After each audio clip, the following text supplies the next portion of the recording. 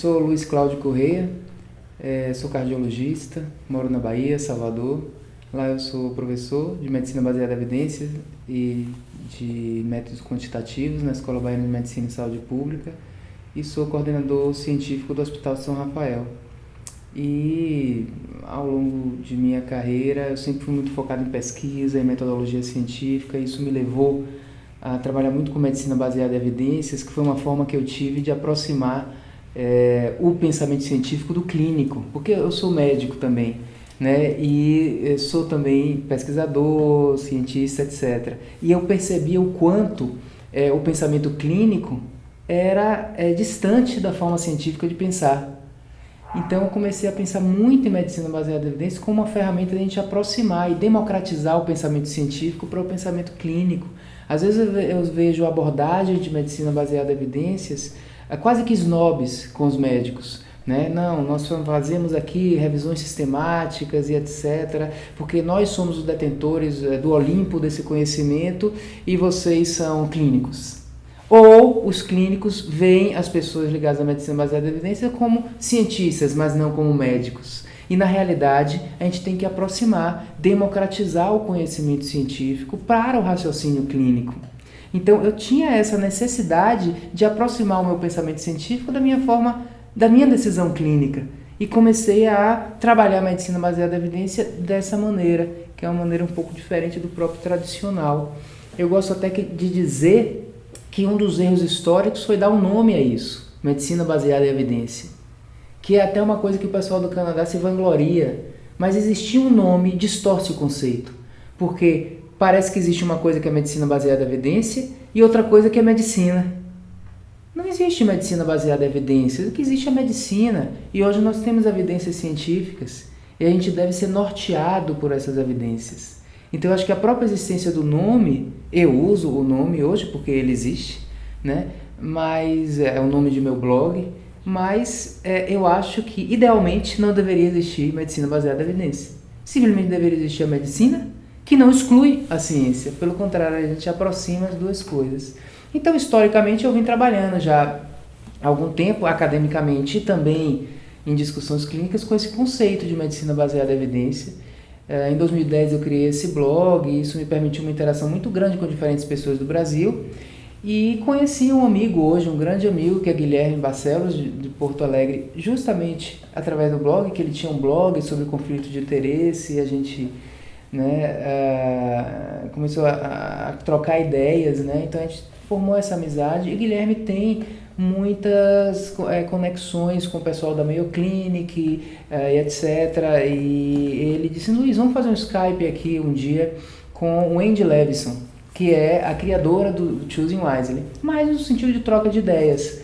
E nessa conversa, nessa troca de ideias, ela disse, se vocês quiserem ir no workshop que vai ter em Londres, né, do Choosing Wisely Internacional, vocês são convidados, porque esse é um workshop bem focado, né, assim, umas 30, 40 pessoas, não é aberto, né, é um grupo mesmo ali que está discutindo as ideias. Então eu sou, na época eu estava envolvido com a diretoria das Sociedades Brasileiras de Cardiologia, que financiou minha ida, e Guilherme com Medicina de Família, a Sociedade de Medicina de Família financiou a ida dele também. Então a gente foi como representante da cardiologia e da medicina de família com a intenção de trazer o Choosing Wisely para o Brasil através dessas sociedades, né? E foi muito interessante a reunião lá, é uma reunião muito de troca de brainstorm, troca de ideias, a gente entendeu bem a filosofia Choosing Wisely, e aí a gente voltou e eu implementei isso na Sociedade Brasileira de Cardiologia. Houve assim uma votação, a gente identificou 15 pontos, um task force colocou em votação para os 14 mil cardiologistas no Brasil, 600 votaram e aqueles votos geraram a lista da Sociedade Brasileira de Cardiologia do que não fazer. E Guilherme fez isso também com medicina de família, então foram as duas sociedades que começaram. Então eu costumo dizer que muitas coisas boas acontecem de uma maneira não planejada, né? Na verdade, o envolvimento do Choosing Wisely meu veio por causa de medicina baseada em evidências e talvez eu não tenha planejado na minha vida quando eu era residente ou estudante de medicina, nenhum dos dois, mas eles aconteceram não apenas por acaso, mas porque tinha uma linha ali de pensamento científico. Então eu acho que tanto medicina baseada em evidência como Choosing Wisely são coisas que falam em prol do pensamento científico. Eu acho que é porque o pensamento científico não está presente no pensamento humano, inato. Né? Então não é tanto só cultura médica que não é sábia. O pensamento humano muitas vezes não é sábio. Porque o sábio às vezes é contra-intuitivo. Essa intuição que a gente tem, por exemplo, de achar que tem que fazer muito, ela foi necessária para a sobrevivência da espécie durante 200 mil anos. Né? Mas a gente chegou num ponto nesses últimos 500 anos que o ambiente já é mais controlado, a gente não precisa acreditar em tudo ou fazer tudo para sobreviver. Então hoje o sábio é saber o que fazer, saber o que não fazer. Numa outra época, a gente tinha que acreditar tudo. Se eu vejo uma fumaça, eu tinha que acreditar que estava pegando fogo a casa para sair correndo. Ou se eu vejo uma árvore balançando, eu teria que acreditar que seria um leão que estava chegando para sair correndo. Então essa crença de que tudo é um perigo e eu tenho que me antecipar foi necessário para a nossa sobrevivência. E isso, como isso foi necessário para a espécie evoluiu assim, isso é biológico. Nossa mente é crente. A gente acredita em coisas que não são verdades e a gente acredita em soluções fantasiosas também. O que é o pensamento científico? Ele é exatamente o não crente. Eu não sei. Eu não sei. Eu não falo o verbo acreditar. Eu gero hipóteses e eu vou testar essa hipótese. E a forma científica de testar a hipótese é tentar refutar a hipótese. Se eu não conseguir refutar, eu passo agora a considerar aquilo verdadeiro. Então, essa forma científica, esse método científico de pensamento, que não é só o método do trabalho, é o método de pensamento, ele serve para a gente se corrigir em relação às ilusões do mundo real, vieses do mundo real, erros sistemáticos, viés de confusão e outras coisas, além dos erros aleatórios que é o acaso. Muitas coisas acontecem por acaso e a gente faz relação causal. Então, para a gente entender o mundo de fato como ele é, a gente tem que se proteger em relação a essas ilusões. E também se proteger em relação a uma característica biológica de nossa mente, que é a crença, eu acreditar. Então a mente humana não é assim. A gente tem que gastar energia para ser assim. Requer um treinamento. E o médico é um ser humano. Então naturalmente a gente acaba com certos tipos de pensamento que são repletos de vieses cognitivos que vêm disso. E não um pensamento baseado em evidência. É o que eu chamo às vezes de medicina baseada em fantasia. Eu acredito. Né? Eu acredito que isso funciona, por isso eu faço assim. Eu acredito que deve ficar só na hipótese, mas a gente deve testar isso na prática, porque a história da medicina está repleta de coisas absurdas que a gente vê hoje como absurdas, que eram feitas, mas na época as pessoas acreditavam que não era absurdo. A gente acha que é absurdo hoje. Né? E ainda hoje tem coisas esdrúxulas que são feitas, não embasadas em evidência. E tem outras que não são esdrúxulas, são muito plausíveis, mas quando você testa, você vê que não é a realidade. Então tem desde coisas que são pouco plausíveis, como coisas que são muito plausíveis, que não funcionam e a gente faz. E esse não funciona, às vezes funciona para o lado ruim. Então a gente deve ter humildade, o pensamento científico é humilde, a dizer, eu não sei, eu até acho, eu até posso ter entusiasmo com isso, mas eu vou testar, humildemente. E se isso for verdade, eu vou fazer ou não. Né? Então, eu acho que o pensamento médico não é permeado dessa questão científica porque a mente humana não é científica e nós não temos uma sociedade que se treinou em pensar cientificamente. E os médicos estão dentro da sociedade. A sociedade não é preparada para questionar, acredita em tudo, fake news, acredita nas manchetes que estão aparecendo. Um estudo mostra que, etc. Todo mundo acredita, porque tem um estudo. Só que se a gente tiver um pensamento científico mais claro, a gente vai saber que a maioria dos estudos são falsos, para começar. Então, medicina baseada em evidência científica não é medicina baseada em qualquer evidência, tem evidência para tudo. É a medicina baseada na evidência de qualidade, então cabe isso. Então, não é culpa do médico, não tem culpado, não é assim uma anomalia que existe a medicina baseada em fantasia. É simplesmente uma situação evolutiva. E a gente está nesse processo evolutivo. E qual é a evolução? Não acho que seja tecnológica dos próximos anos, a gente já está muito bem tecnologicamente. É cognitiva e é reconhecer que a gente precisa pensar mais cientificamente, não só em medicina, como na vida, pensar cientificamente. Você quer ver uma coisa muito interessante?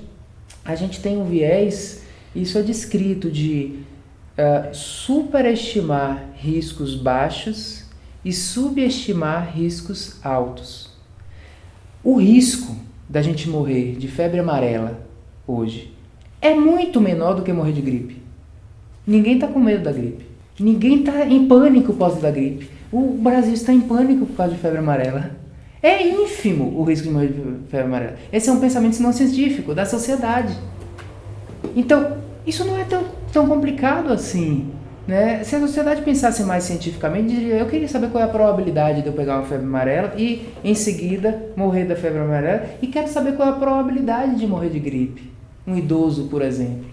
Muito maior. A probabilidade de uma pessoa morrer, eu li isso recentemente, de queda no banheiro, é 1 em 150. Ninguém tem medo de cair no banheiro e morrer. A probabilidade de morrer de avião é qual? Não sei quanto, nem sei quanto é esse número. Só que as pessoas têm medo de andar de avião. Então veja que nosso sentimento, nossa emoção não é científica. A gente tem que trazer um pouco ciência para o próprio cotidiano e pensar mais cientificamente. Então tem um viés cognitivo que é a segurança perceptível, que é assim, eu quero ter segurança que eu não vou ter uma doença. Aí eu faço uma coisa que não reduz meu risco de ter a doença ou de morrer da doença, mas está me dando a percepção de que eu estou mais seguro. É uma ilusão. Então, esse viés de segurança perceptiva faz com que a gente faça muitas coisas que não são necessárias fazer, que são fúteis e que levam, às vezes, até a mais custo do que benefício. Como, por exemplo, o rastreamento do câncer de próstata. O custo é o quê? É uma probabilidade aí de uns 10% da pessoa ficar com incontinência urinária ou impotência. E qual é o ganho? Se eu tenho esse custo, eu tenho que ter um ganho.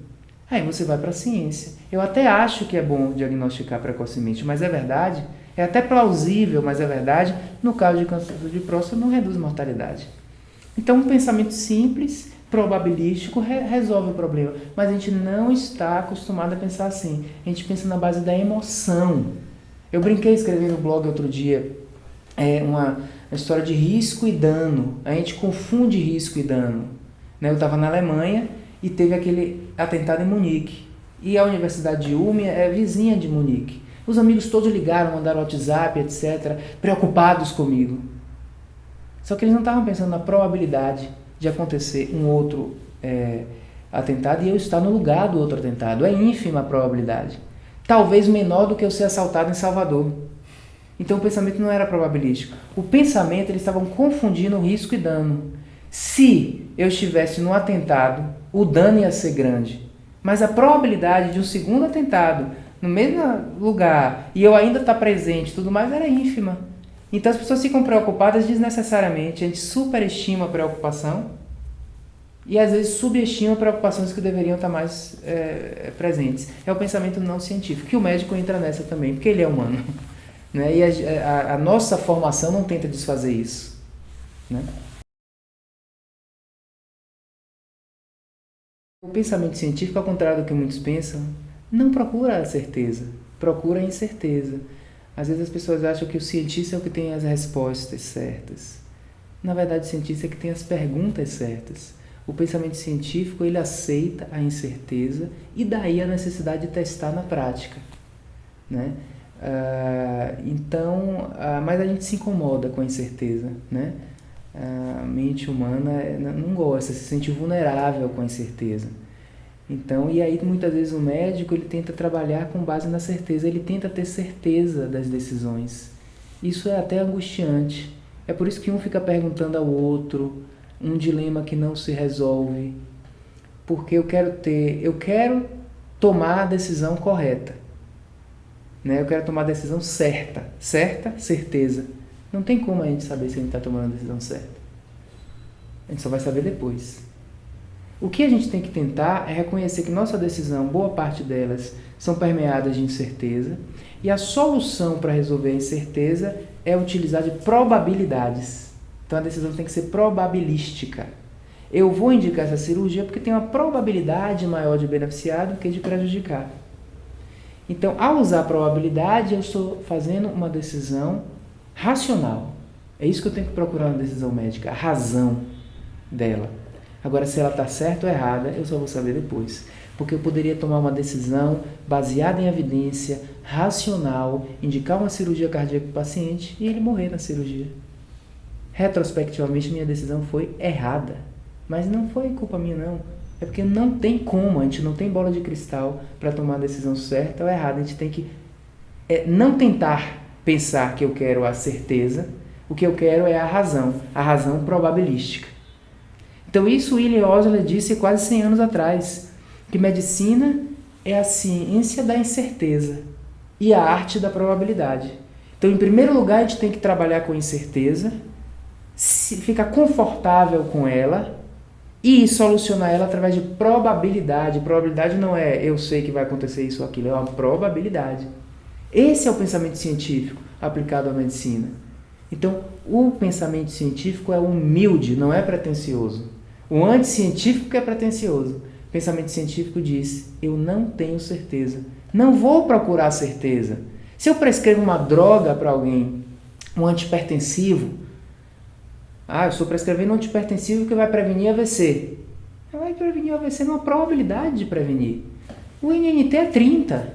Eu tenho que dar 30 antihipertensivo a 30 pacientes para um ter o seu AVC prevenido. Veja como é probabilístico, como é incerto. A maioria não vai ter AVC, tomando ou não. E tem alguns que vão ter mesmo tomando. Por isso que é probabilístico o NNT. Né? Então a gente tem que trabalhar com essa incerteza e trazer a evidência científica para mais perto, porque na evidência científica tem a probabilidade. Né? Então eu acho que a gente tem que valorizar muito essa questão. E fantasias de eu vou fazer muito, né? eu vou tentar, é exatamente a ausência, eu me incomodo com incerteza, eu quero garantir ao meu paciente, como cardiologista, que ele não vai ter um infarto. Essa garantia mas eu quero garantir. Eu quero fazer a decisão certa. Então eu vou fazer todos os exames, eu vou fazer rastreamento de doença coronariana desnecessária, vou fazer angioplastia desnecessária, porque eu quero dar uma certeza que é platônica, que não existe, de que ele não vai ter nada. A gente cria essa fantasia, né? Tem muita gente aí fazendo exame indiscriminado de rastreamento de doença coronariana, com diferentes métodos, a tomografia de coronária, que é um ótimo método, eu faço esse método, a antitomografia de coronária. Só que ele tem que ser bem usado, não é usado para fazer rastreamento e overdiagnose de doença, para criar essa certeza platônica que eu estou protegendo esse paciente VIP, que chegou aqui, eu vou fazer todos os exames nele para diagnosticar tudo nele e tratar precocemente. Isso é a procura da certeza, que não existe. E aí vem os efeitos adversos da gente tornar esse sistema, que já é complexo, mais complexo. Porque se a gente começa a fazer demais o overuse, a gente torna ainda mais complexo um sistema e mais imprevisível em relação às suas consequências não intencionais. Então a gente tem que aceitar a incerteza, isso faz parte da vida. Às vezes da incerteza vem coisas boas também, não só ruins. E ser racional nessas decisões utilizando probabilidades. Eu usei esse termo, alguns anos atrás eu criei esse termo mentalidade do médico ativo, porque nós temos essa tendência de nos sentirmos melhores médicos se a gente fizer, né? A gente se empodera ao pedir exames, a gente se empodera a prescrever tratamentos, né? A gente se incomoda em não fazer, é como se a gente aceitasse uma impotência nossa em não fazer, né? E isso é cultural e eu acho que é inato também em certa parte, né? Então a gente tem essa mentalidade, que é bom ser ativo. Eu não vou ser passivo, eu não vou ser omisso, né? É melhor pecar por excesso, não tem esse termo em medicina, não. Na dúvida pro réu, eu já ouvi isso também. Eu via isso enquanto estudante de medicina, na dúvida vamos fazer. Isso é o contrário, na dúvida não faça. Por quê? Para cada... Eu faço um ato médico porque eu tenho uma intenção, uma consequência intencional. Mas para cada consequência intencional, tem uma infinidade de possíveis consequências não intencionais. Então, em termos de probabilidade, como as consequências não intencionais são várias e a intencional é apenas uma, eu tenho uma maior probabilidade de surgir uma consequência não intencional, um efeito adverso, do que a intencional. Então, eu tenho que ter algum nível de evidência que aumente a probabilidade da minha consequência intencional, para que ela sozinha consiga superar a probabilidade de todas não intencionais. Aí, se eu faço uma coisa que eu não sei, essa probabilidade da intencional é menor e ela vai perder para a probabilidade de alguma consequência não intencional prevalecer. Então, a gente não pensa nas consequências não intencionais, eu só penso no meu objetivo. Eu quero fazer aqui uma angioplastia no assintomático porque o meu objetivo é prevenir um infarto nele. Mas eu não sei se previne não. Agora, tem uma série de consequências não intencionais, eu diria infinitas, porque cada dia aparece uma, cada paciente é um paciente, tem alguma coisa imprevisível que pode acontecer, que está concorrendo com aquela. Então, na dúvida, você está provavelmente com mais probabilidade de prejudicar. Tem que pensar nos dois lados, o prejudicar e o beneficiar. E agora a gente sabe, nesse caso específico, que por mais plausível, esse é um dos grandes exemplos de que plausibilidade não significa realidade. Desentupir um vaso que está entupido teria tudo para dar certo, para ser bom. Hoje a gente sabe que se essa estenose ela é num paciente estável, etc., não reduz infarto nem morte. Então eu estou fazendo uma coisa que não está trazendo benefício e o paciente pode se desfrutar das consequências não intencionais, que são muitas, né? Mas a sabedoria é fazer muito quando tem que fazer muito e ter a elegância de não fazer. É deselegante fazer uma coisa fútil. É deselegante ser fútil. Então a proposta do Choosing Wisely é seja elegante, seja sábio, pense cientificamente. Né? Pensar cientificamente é uma questão profissional. A gente não pode ter o direito de não ser científico. Porque se você fizer uma enquete com a população, você quer que seu médico seja científico ou fantasioso? Eu acho que as respostas que vão prevalecer é científico. Aliás, o médico é confundido, inclusive, com o cientista, a visão dele. Então, nós não temos o direito profissional de sermos fantasiosos. É antiprofissional. Em outras situações da vida, é ótima a fantasia. O foco realmente do Choosing Wisely são as situações que menos é mais, mas a gente tem que reconhecer que há muitas situações que mais é mais. Né? Pacientes críticos, você realmente, eu exemplifiquei mais cedo um uso inadequado de angioplastia coronária, mas existem usos muito inadequados e que eu sou entusiástico de angioplastia coronária, como no infarto agudo do miocárdio extenso, que você tem condição de fazer uma angioplastia precoce, interromper, ou numa síndrome coronariana aguda, que você tem ali aquele vaso subocluído e que você botar um stent vai ficar, né? Isso aí é uma grande magnitude de benefício. Então, mais é mais nessas situações. Né? Você dá um antibiótico numa infecção grave, mais é mais. Né? O tratamento, por exemplo, de um hipotiroidismo sintomático tem uma magnitude de benefício em qualidade de vida muito grande. Então, você deve fazer. Né? E outras situações, que são essas situações fúteis, menos é mais. Então, as duas coisas têm que ser valorizadas, o fazer e o não fazer. E no mesmo paciente, às vezes, você tem menos é mais e mais é mais. Como, por exemplo, numa situação de um paciente já com uma doença avançada, que talvez seja menos, se você tire o resto tire a qualidade do resto de vida que ele tem, em termos de uma obstinação terapêutica, né? Um câncer avançado. Então, aí, para isso, a gente tem que pensar em menos é mais, mas, ao mesmo tempo, você pode fazer mais tratamento paliativo, né? Então, nesse mesmo paciente, você tem o menos é mais em relação à tentativa de curar ou de tratar a causa, mas você tem mais é mais em relação a...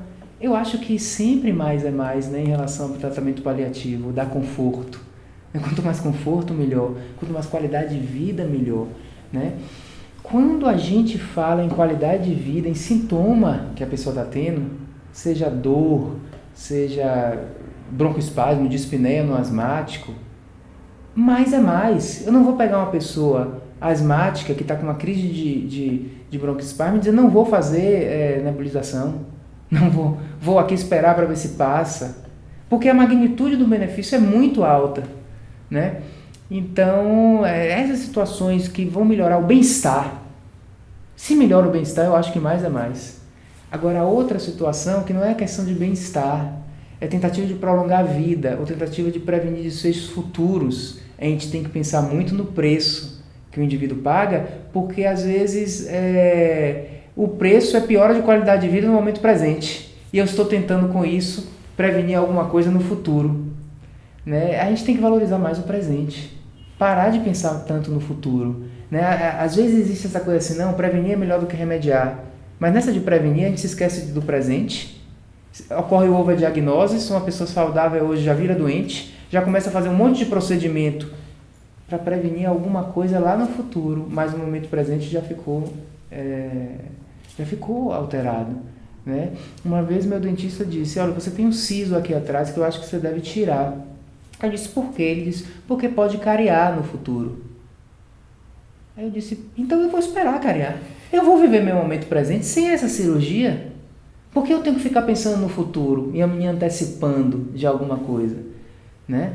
Então a gente tem essa mania de sair do momento presente, ocidental principalmente, o pensamento ocidental, né? Sair do momento presente e ficar se preocupando demais com o futuro. Aí se a gente não fica no aqui e agora, né? Então a gente estava discutindo mais cedo, né? Que todo mês tem uma cor que representa uma doença nos dias de hoje. Né? Então a gente só fica pensando na doença que a gente pode vir a ter, se esquece de viver a vida. Né? Então a gente brincou dizendo, a gente precisa de um janeiro branco, pelo menos um mês que a gente não pense em doença, que pode vir a ter lá na frente.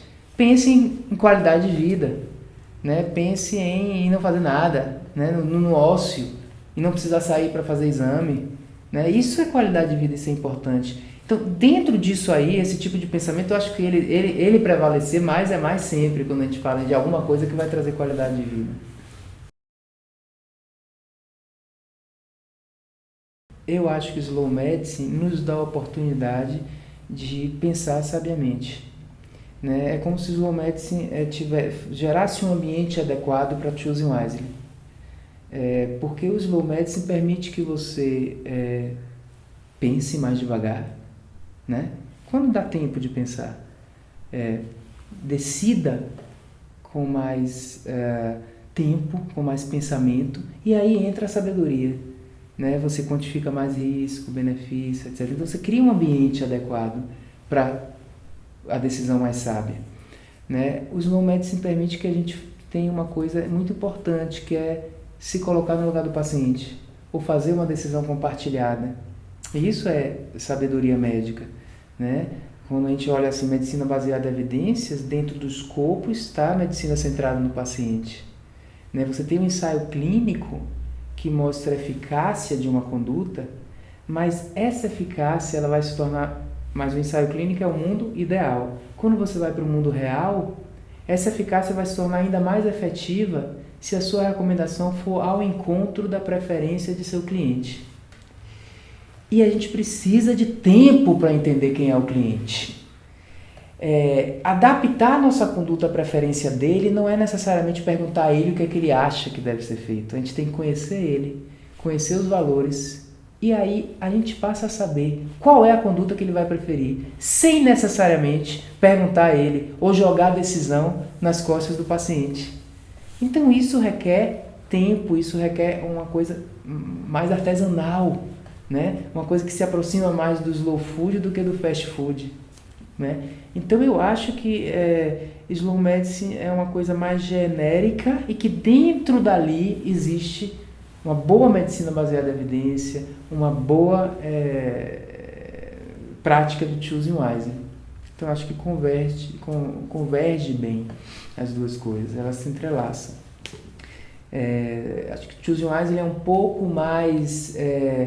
fala um pouco mais do aspecto científico, Slow Medicine tem um pouco mais de cultural, né, do que de científico, mas eu acho que essa cultura do Slow Medicine facilita a discussão do Choosing Wisely.